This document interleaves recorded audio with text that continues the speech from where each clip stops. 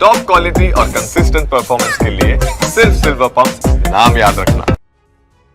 बात इजराइल की। इजराइल ने गाजा के समुद्री तट तक कब्जे का ऑपरेशन शुरू कर दिया है, तो वहीं दूसरी तरफ कतर में सीज फायर वार्ता अपने आखिरी चरण में है।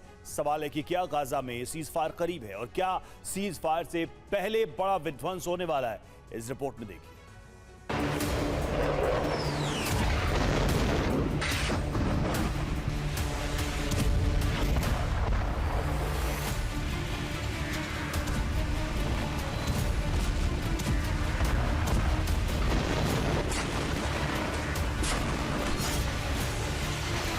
गाजा में इजराइल की बमबारी बंद होगी या नहीं, इसका फैसला अगले 24 घंटे में हो सकता है।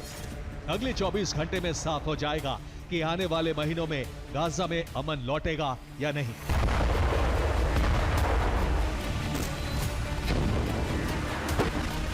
माना जा रहा है कि कतर में जारी युद्ध विराम वार्ता अपने आखिरी दौर में पहुंच चुकी है। स्टीव विटकॉफ कल रोम की यात्रा पर जा सकते हैं, जहां उनकी मुलाकात इजराइल के रणनीतिक मामलों के मंत्री रॉन डर्मर से होने की उम्मीद है। दोनों के बीच गाजा सीज फायर पर बात होगी।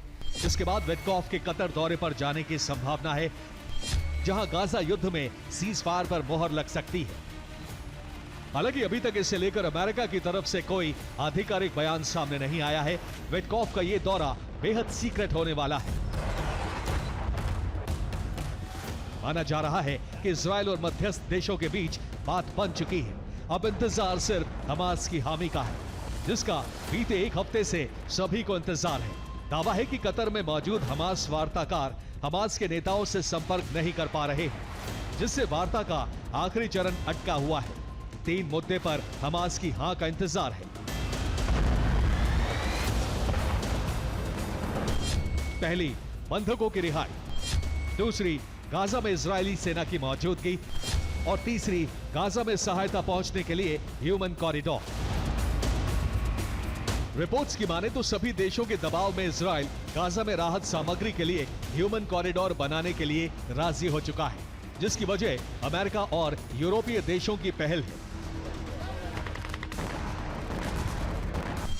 दरअसल इजराइल का दावा है कि यूनेस्को गाजा में हमास की मदद कर रहा है। राहत सामग्री चोरी छिपे हमास तक पहुंचाई जा रही है। यही वजह है कि ट्रंप ने यूनेस्को को एंटी इजराइल प्रोपेगेंडा का अड्डा बताया है। साथ ही उन्होंने अमेरिका के यूनेस्को से हटने का ऐलान किया है। ट्रंप के इस कदम के बाद इजराइल राजी हो गया है, लेकिन गाजा के समुद्री तट पर कब्जे से अभी इजरायली सेनाएं दूर हैं। ऐसे में इजराइल कुछ दिन और जंग जारी रखना चाहता है। यही वजह है कि इजरायली वित्त मंत्री ने बेंजामिन से आग्रह किया है कि वो हमास को वार्ता पर हस्ताक्षर के लिए आखिरी 24 घंटे का अल्टीमेटम जारी करें। दी गई समय सीमा में अगर हमास राजी नहीं होता तो इजराइल भविष्य में किसी भी आंशिक समझौते को स्वीकार नहीं करेगा। Bureau report, TV9, Bharatvarsh.